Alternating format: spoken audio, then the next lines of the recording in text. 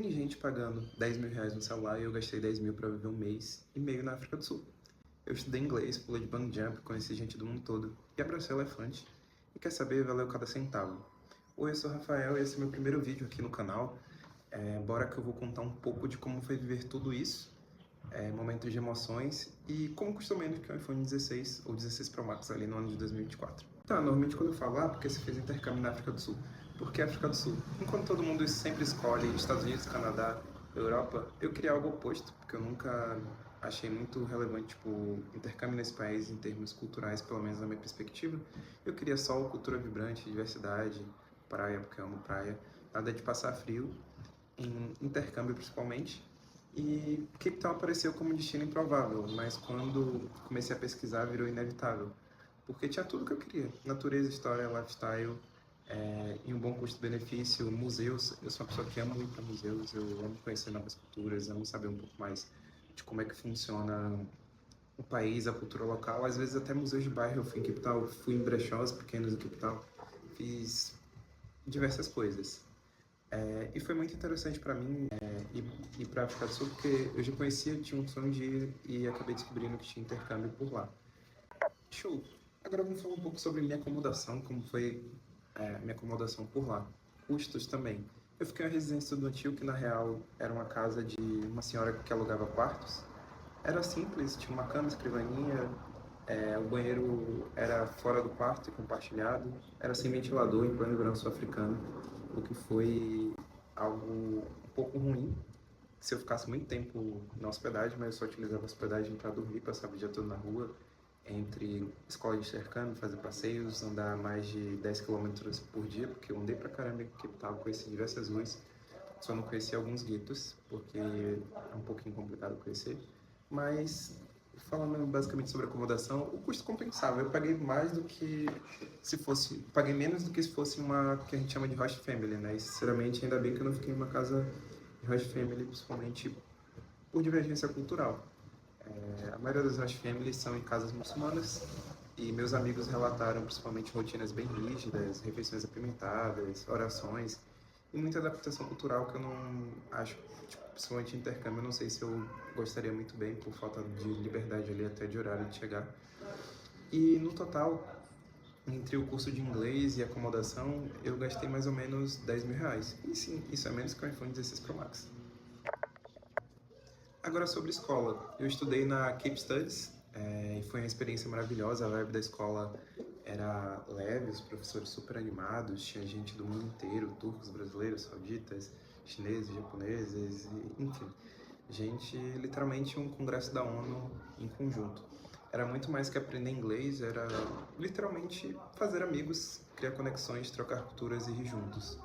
E, sério, eu fiz amigos que eu levo pra vida toda, não só brasileiros, mas amigos principalmente da Arábia Saudita, que eu achei muito parecido em termos culturais ali com a galera do Brasil. Eles amam principalmente funks brasileiros, eles são muito animados ali, e eu fiz amizade com várias pessoas de lá.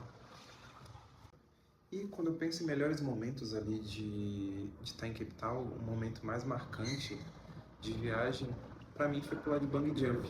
Eu nem devo estar, nem tava com medo, porque já estava programado de fazer, já fui pra África do Sul, avisei a família, ó, eu vou pular de bungee jump de qualquer jeito, independente de tudo que ocorra, principalmente no caminho. E eu nem tava com medo, eu só fui, e quando eu pulei o tempo parou, literalmente o tempo parou pra mim. Eu vi os pássaros, o vento, o mar que tinha na parte de baixo, foi surreal. Realmente foi uma experiência surreal. Não sei se farei de novo, porque eu falei, se eu for pular de bungee jump alguma vez na vida, eu vou pular logo do maior do mundo de ponte, que é o Glow Cross Bungee Jump, que fica em Cape Town. Mas, pensando em destaques também, outro destaque para mim foi o vinho. Não sei se muita gente sabe, mas Cape Town é a cidade do vinho. Na verdade, é a África do Sul, o país, é a cidade do vinho. Eu provei 38 vinhos, 38 rótulos de vinho, ou seja, eu bebia vinho quase todo dia. Bebia vinho como se fosse água. Então, foi uma experiência muito boa, porque literalmente realçou o paladar da realeza.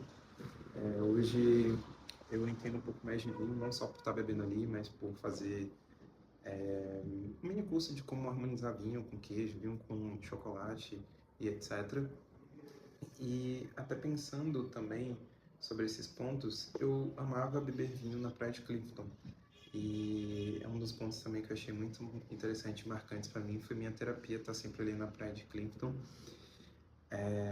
pelo simples motivo de eu gostar de praia, apesar que não dá para entrar na água por a onda ser um pouco alta, mas era uma vibe muito praiana, perfeita, momentos bons, literalmente ficar sem fazer nada na praia, tomando vinhozinho e ouvindo a música. Se tu for sozinho, também eu recomendo levar apartamento, protetor solar, tênis confortável e remédios. E não levar dólar. E não levar reais, ou levar dólar.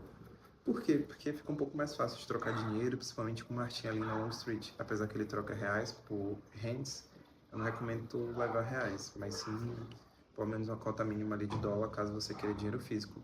O Martin ele é muito famoso entre os brasileiros, por quê? Porque ele consegue te ajudar com souvenirs, consegue te ajudar com troca de moeda, às vezes acha artes ali que você viu em algum canto e ele não tem para vender. Então ele literalmente não faz tudo no sentido de te ajudar com o que você precisa ali como viajante na maioria das vezes. Até indica restaurantes locais, como já ocorreu com uma galera que eu conheço. Ah, e vai com o coração aberto para Cape Town, porque vai mexer contigo. Eu sei bem como ocorreu isso. Vai mexer muito contigo, principalmente por ser uma capital muito histórica, ser literalmente o Rio de Janeiro da África do Sul, pelo menos na minha perspectiva. E ser uma cidade encantadora e brilhante, até na perspectiva de uma pessoa que está morando. Eu morei um mês e meio, apesar que eu tive uma visão um pouco mais turística de estar em um bairro rico. Então, para mim foi um sonho assim de estar ali naquela cidade, de estar aproveitando, de ter ido para shows, de ter feito diversas aventuras, literalmente viver como uma dora aventureira e explorar muito a cidade. Eu andei mais de 10 quilômetros, fiz muitas coisas ali. Então é uma cidade que mexe contigo e te deixa muito emocionado, assim, no sentido de que você consegue viver muito bem e ser feliz como uma pessoa negra. Você não tem aquela preocupação de, por exemplo, em alguns locais brasileiros, de estar andando na rua e não sabe se, tipo, tu vai ser abordado ou não sabe se você vai ser assaltado, apesar que pode ocorrer em algumas regiões, né, mais afastadas, mas eu me senti muito seguro por lá. Se esse vídeo te inspirou a sair da rota tradicional, se inscreve aqui no canal. Eu vou trazer outras vivências, dicas, culturas e quem sabe até roteiros completos para quem quiser explorar o mundo de um jeito diferente, que normalmente é o que eu sempre faço. Não consigo explorar o mundo ali de uma maneira muito simples ou rotas convencionais. Até porque a gente cresce sonhando com Disney, Paris, Nova York e o American Dream que é vendido pra gente, mas tem locais e lugares ali muito mais vivos, históricos e transformadores fora desse circuito.